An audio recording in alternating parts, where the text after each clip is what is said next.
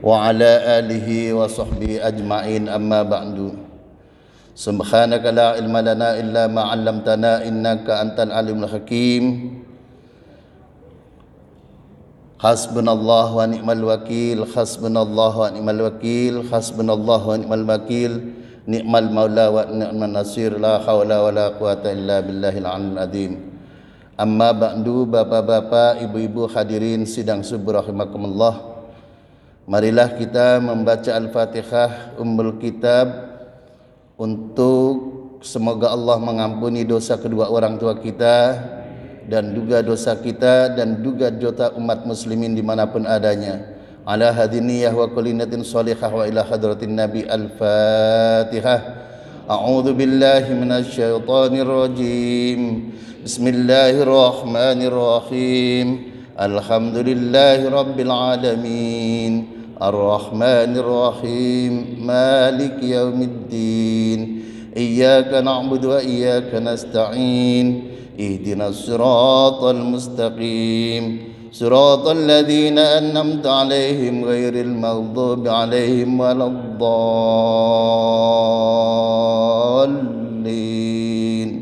Rabbi fili amin. Kajian kita pada kali ini kita masuk kepada kajian sirah nabawi dikaitkan dengan sirah sahabi. Hadirin kaum muslimin rahimakumullah. Pada pagi ini kita mengkaji mengenai sahabat Mu'adz bin Jabal. Sahabat Mu'adz bin Jabal. Sahabat Mu'adz bin Jabal ini adalah termasuk as-sabiqunal awwalun. As-sabiqunal awwalun adalah orang yang pertama-tama masuk Islam. Orang yang pertama-tama masuk Islam itu artinya orang yang masuk Islam, apalagi sahabat Mu'adz bin Jabal ini masuk Islam sebelum Nabi hijrah. Jadi beliau masuk Islam, berbaiat, berikrar sumpah setia kepada Nabi Muhammad sallallahu alaihi wasallam itu di dalam Baiatul Aqabah. Hadirin rahimakumullah, di dalam Baiatul Aqabah itu ada 73 orang laki-laki dan 2 orang wanita. Jadi Baitul Aqabah pertama itu terjadi pada tahun ke-12 Nabi diutus menjadi Nabi dan Rasul. Maka pada tahun 13 itu Nabi diutus sebagai Nabi dan Rasul, itu ada 75 orang. Hadirin rahimakumullah. Jadi saat itu walaupun Nabi belum hijrah, itu Islam sudah berkembang di Madinah. Tatkala Islam berkembang di Madinah, maka kemudian setelah Baitul Aqabah yang pertama, maka kemudian ada Baitul Aqabah yang kedua. Ini lengkap diceritakan di bukunya Mubarak Furi, sama juga di bukunya Syekh Ramadan Al-Buti. Ini yang Ustadz Yuli punya. Ini lengkap ini di sini mengenai Baiatul Aqabah yang pertama maupun Baiatul Aqabah yang kedua. Hadirin rahimakumullah. Nah, berkaitan dengan tempat Baiatul Aqabah, di zaman dinasti Abbasiyah tempat Baitul Aqabah itu dibangun masjid untuk menghormati Sayyidina Abbas bin Abdul Muthalib. Kalau sekarang itu ada di lingkungan Jamarot di Mina. Menurut arkeolog dan ahli sejarah, yang mengukur masjid itu kurang lebih ukurannya 400 meter persegi, atau tepatnya 17 kali 29 meter, tinggi 7 meter, dinding belakang 2 meter. Jadi dinding depan itu 7 meter, dinding belakang itu 2 meter. Ini baru ditemukan, situs ini baru ditemukan tahun 2005-2006. Pada saat itu, ketika Mina di tempat Jamarot dan sekitarnya itu dibangun perombakan besar-besaran, maka ketika ada bulldozer yang, jadi di daerah Mina itu kan bukit-bukit. Nah, ketika bukit-bukit itu adalah diambil, dikeruk untuk diratakan dan dilandaikan untuk bisa dibangun, maka saat itu terkena batu. Nah, di beko atau apa itu, bulldozer ya. Beko bulldozer itu tidak bisa.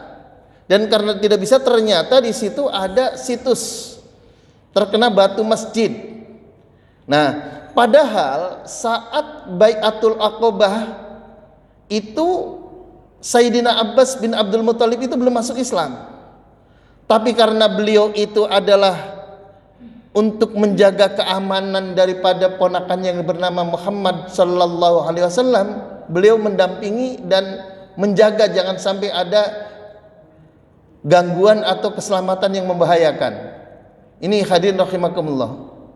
Nah, jadi namun sekarang itu di tempat di mana yang disebut Masjid Baitul Aqobah itu nanti bisa dilihat. Jadi di tempat pengimamannya itu digelar sajadah. Lalu di belakang imamnya itu digelar 2 sajadah, lalu kemudian dikasih mikrofon. Seolah-olah masjid itu digunakan, padahal itu tidak digunakan karena di pagar ini begini. Ini masjidnya. Jadi di dekat pengimamannya dikasih mikrofon, lalu ada 1 sajadah, lalu di belakangnya itu ada 2 sajadah yang itu terkena debu segala macam. Nah, dulu orang bisa masuk, tetapi dengan perkembangan zaman kemudian di pagar tidak ada orang yang bisa masuk. Nah, ini masjidnya ini di tempat areal di Mina melempar jumroh. Nah, karena bukit-bukit semacam itu, maka kemudian masjid itu begini. Di Indonesia ada nggak ya? Masjid dulu di zaman Nabi, di zaman itu banyak di daerah-daerah persinggahan, masjid itu adalah hanya lingkungan tanpa atap, tanpa apa-apa. Itu masjid. Ini di zaman dinasti Abbasiyah. Bukan di zaman Khulafaur Rasyidin, bukan di zaman sahabat, tetapi di zaman tabi'in. Udah mendekati ratusan tahun lebih, 300 tahun lebih itu. Hadirin rahimakumullah. Jadi ini masjid ini di depannya ada kelihatan tuh ada sajadah, ada segala macamnya di situ. Nah, ini dibangun untuk mengenang jasa Sayyidina Abbas bin Abdul Muthalib yang saat itu beliau mendampingi Nabi melakukan baiat terhadap orang-orang yang datang dari Yastrib. Jadi Madinah dulu namanya Yastrib. Itu agar keselamatan Nabi keponakannya itu tidak sampai dicelakakan orang lain. Nah, ini kalau dari sisi lain bisa di sini Masjid Bai'ah Aqobah, Bai'atul Aqobah. Hadirin rahimakumullah. Nah, ini. Jadi tahun 11 Hijriah setelah diutusnya Nabi Bi'tsatur Rasul, itu datanglah kaum Ansor untuk berhaji. Ada 6 orang yang sudah masuk Islam pada saat Bai'atul Aqobah tahun ke-12. Ini yang pertama. Ini kalau di dalam asli kitabnya itu ditulis wa fi sunnatil hadiyah asyarata minal ba'tsin nubuwah tahun 11. Qadama ila Makkah sitata rajulin. Orang yang masuk Islam lebih dulu itu ada 6 orang. Aus wal Khajraj, dari suku Aus dan Khajraj, lil hajj, untuk melakukan ibadah haji. Fastajabu dakwat Rasul, mereka menjawab dakwah Rasul. Sesudah tahun itu wabak dasanah, maka berarti tahun 12, adu fi jama'ati min qaumihim tadum isna asyara rajulan bay'u Rasulillah. 12 orang yang berbayat. Hadirin rahimakumullah. Nah, ini. Jadi rombongan dari dari Madinah ke Mekah itu di dalam Baitul Aqobah itu terjadinya malam. Jadi malam itu di dalam Islam itu sangat pegang peranan penting. Jadi kalau ada orang Islam yang kerjaannya kalau malam cuma tidur, itu berarti belum ngerti itu. Sebab apa? Rasul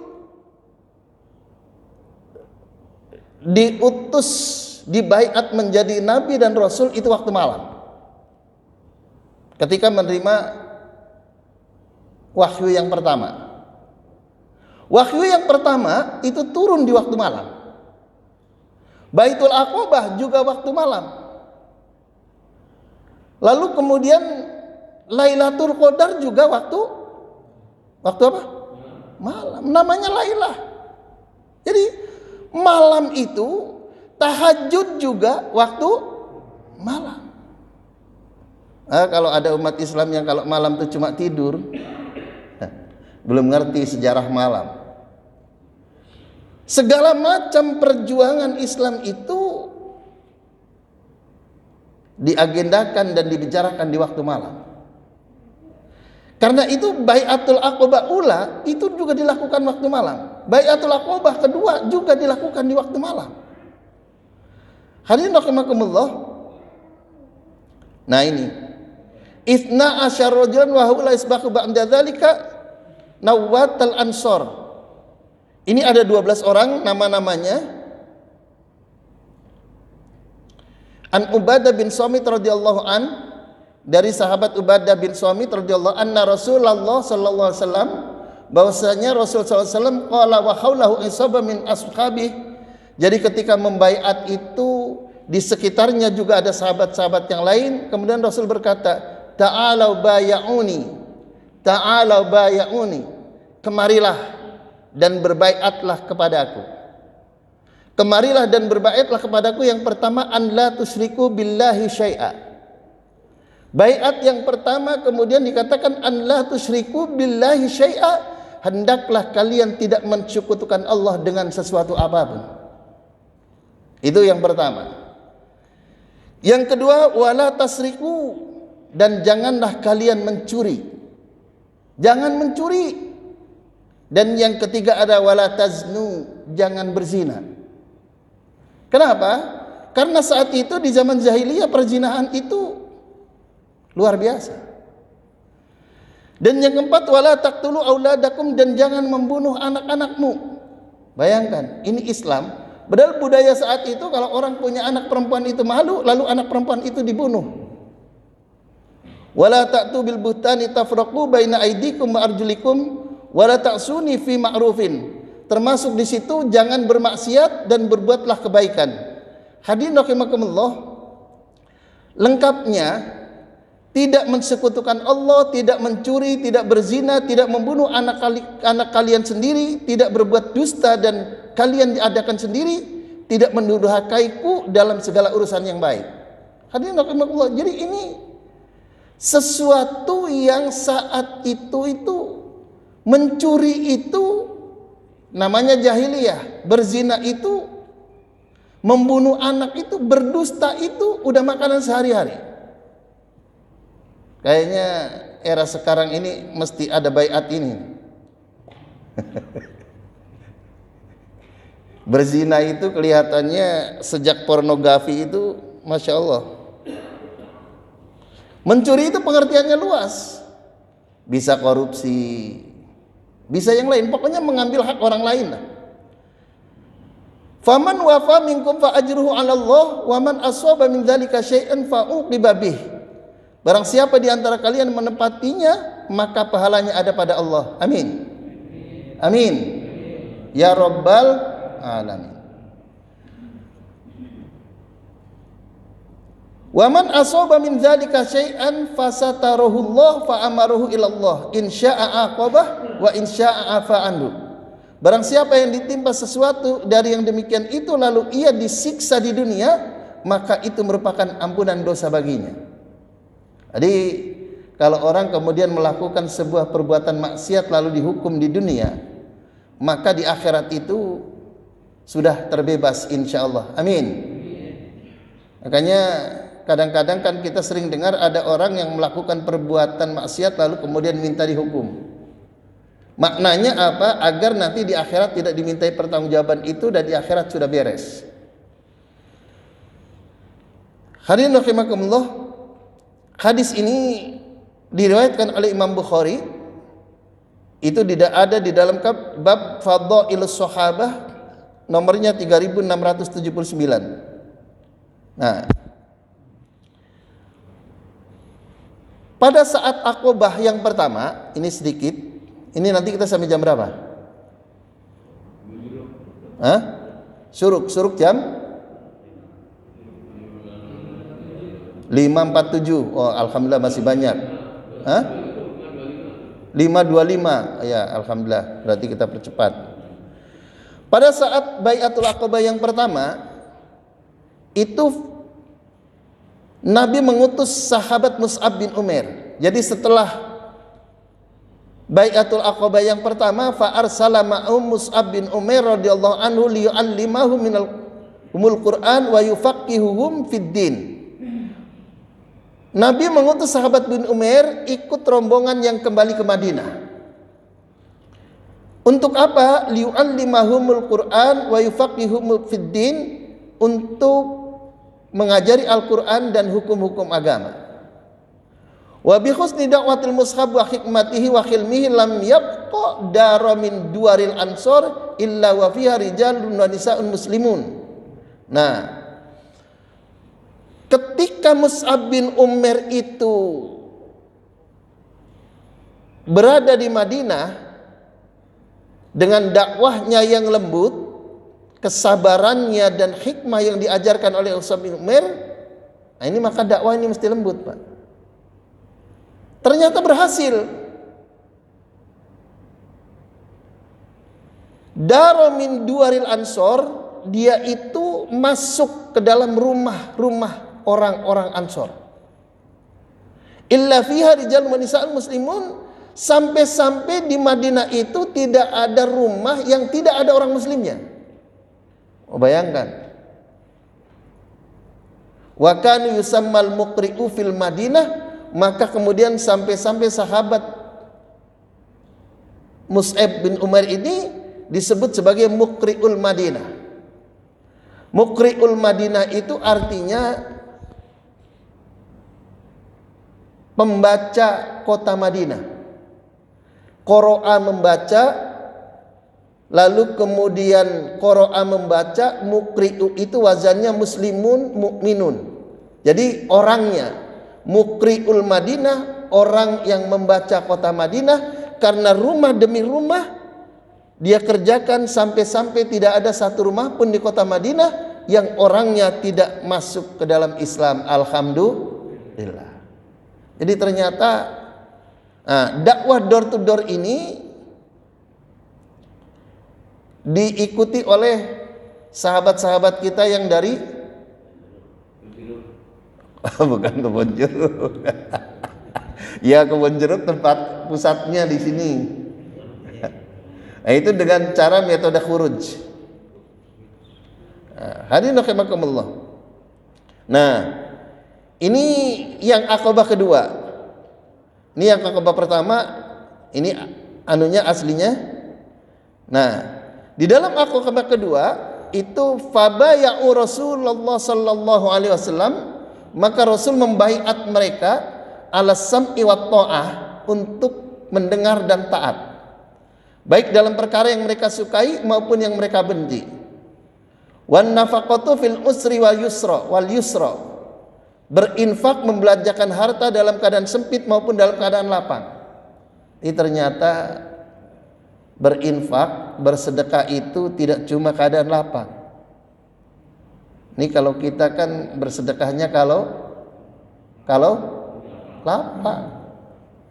Makanya kemudian Nabi mengatakan bersedekahlah kalian walau bisyikit tamrah.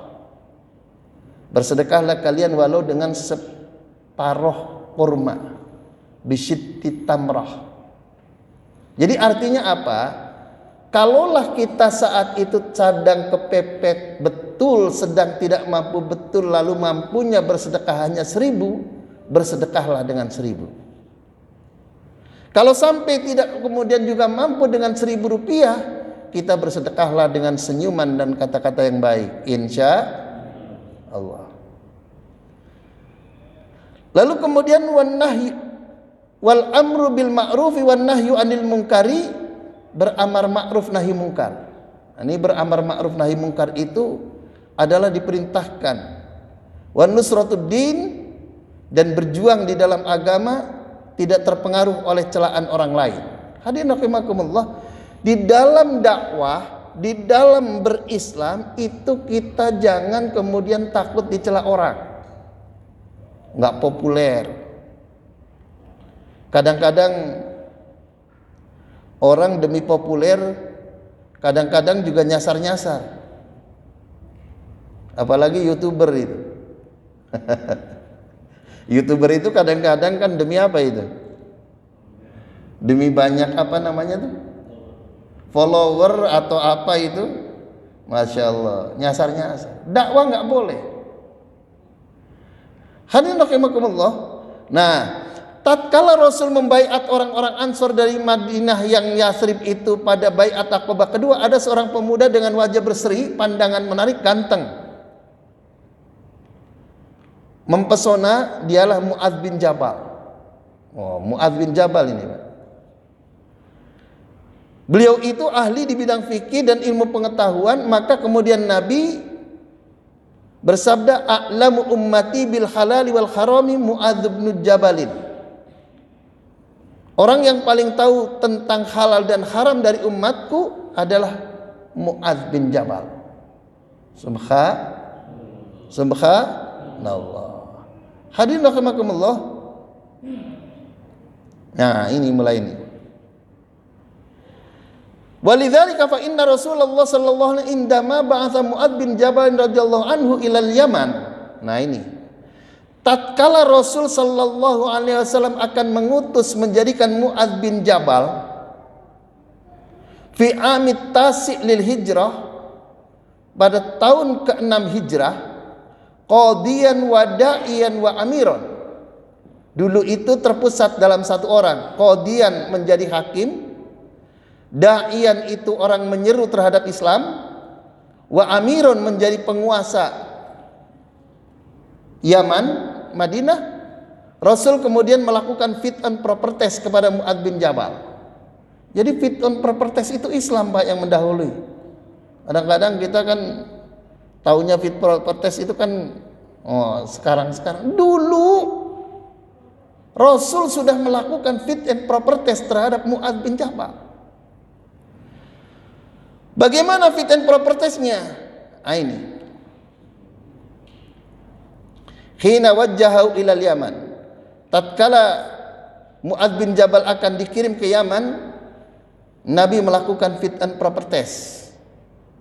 Pertama, bima taqdiya ya Mu'adz, kalau engkau nanti diutus menjadi gubernur di Yaman, bima taqdiya ya Mu'adz, dengan apa engkau akan memutuskan suatu perkara? Fa ajaba bi qailan bi kitabillah. Mu'adz bin Jabal menjawab, bi kitabillah, untuk memutuskan sesuatu, untuk memutuskan segala yang dihadapi, problema umat maupun problema hubungan individu dengan individu dan masyarakat. Dia mengatakan, Sayyidina Mu'adz bin Jabal mengatakan, bi kitabillah, akan berpedoman kepada kitab Allah, Al-Quran. Lalu Rasul nanya lagi, fa illam tajid fi kitabillah, ya Mu'adz, andaikan di dalam kitab Allah, di dalam Al-Quran itu engkau tidak menemukan jawabannya, tidak menemukan pedomannya, apa yang engkau akan lakukan? Qala Mu'adz, aqdi bi sunnati Rasulillah. Aku akan putuskan dan aku pedomani adalah sunnah Rasulnya. Sunnah Rasul itu ada 3, Pak. Sunnah qauliyah, sunnah fi'liyah, dan sunnah taqririyah. Jadi sunnah qauliyah itu berpedoman pada hadis-hadis, ungkapan-ungkapan, ucapan-ucapan dan pembicaraan Rasul. Sunnah fi'liyah itu adalah sunnah bagaimana Rasul itu mengerjakan sesuatu, dan sunnah taqririyah itu sesuatu yang didiamkan saja oleh Rasul padahal Rasul itu tahu dan melihat. Itu namanya takrir. Lalu kemudian Nabi bertanya lagi, fa illam tajid fi sunnati rasulih, gimana kalau nanti kamu lihat di dalam sunnah Rasul itu tidak ada? Mu'adz bin Jabal mengatakan, ajtahidur ra'yi la alu fatuhallil wajha rasuli. Kalau tidak ditemukan di dalam sunnah Rasul, saya akan gunakan pikiranku untuk berijtihad dan saya takkan melakukan sia-sia terhadap hal itu. Ini dulu, Pak. Orang sekarang kok kemudian apa ya? Kalau Rasul itu tidak mengerjakan, Khulafaur Rasyidin itu tidak mengerjakan, lalu kemudian sahabat tidak mengerjakan, itu bid'ah. Gampang Dulu saja Mu'adz bin Jabal ini begini, lah kok sekarang kok aneh. Ini saya kutip dari kitab Rijal Khawlar Rasul yang ditulis oleh Khalid Muhammad Khalid. Kalau terjemahnya itu biasa dengan sebutan 60 sahabat Rasul. Wah itu. Jadi judul kitab aslinya itu Rijal Khawlar Rasul, laki-laki seputar Rasul atau sahabat seputar Rasul. Terjemahnya 60 sahabat Rasul. Nah, itu namanya metode menterjemah untuk menarik orang gitu loh. Lalu kemudian Rasul menjawab, alhamdulillahilladzi waffaqa rasulillah lima yurdi Rasulullah. Rasul berseri-seri melihat fit and proper test yang dilakukan terhadap Mu'adz bin Jabal itu,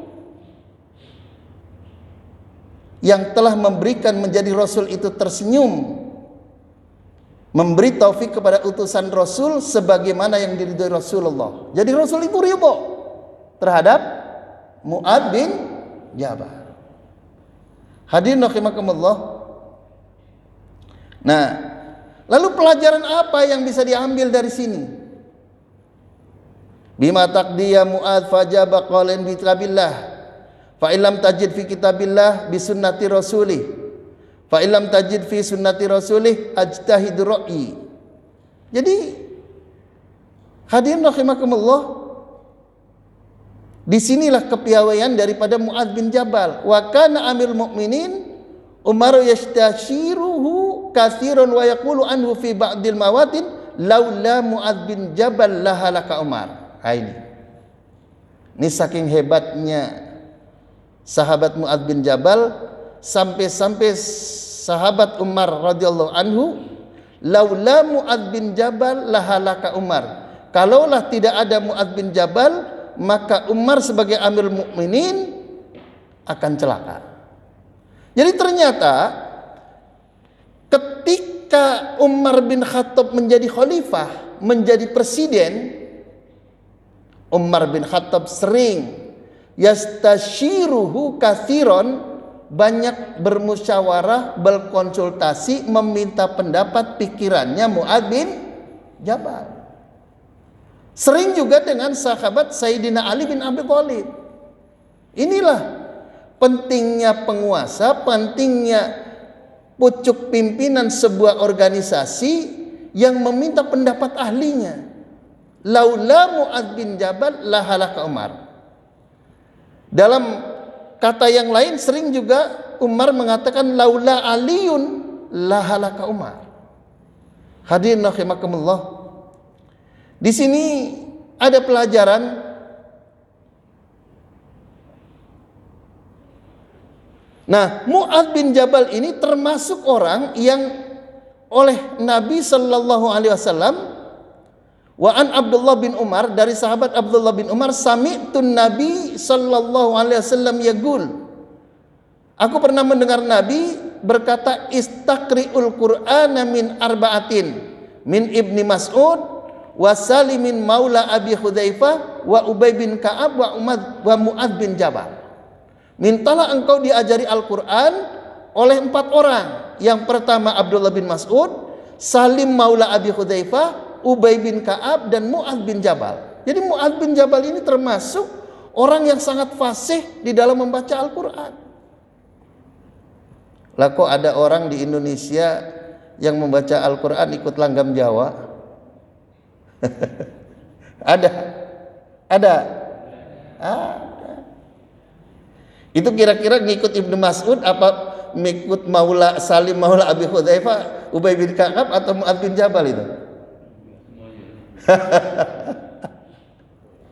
Jadi Al-Quran itu adalah firman Allah yang oleh Rasul, kalau baca Al-Quran mintalah diajarin oleh mereka berempat ini.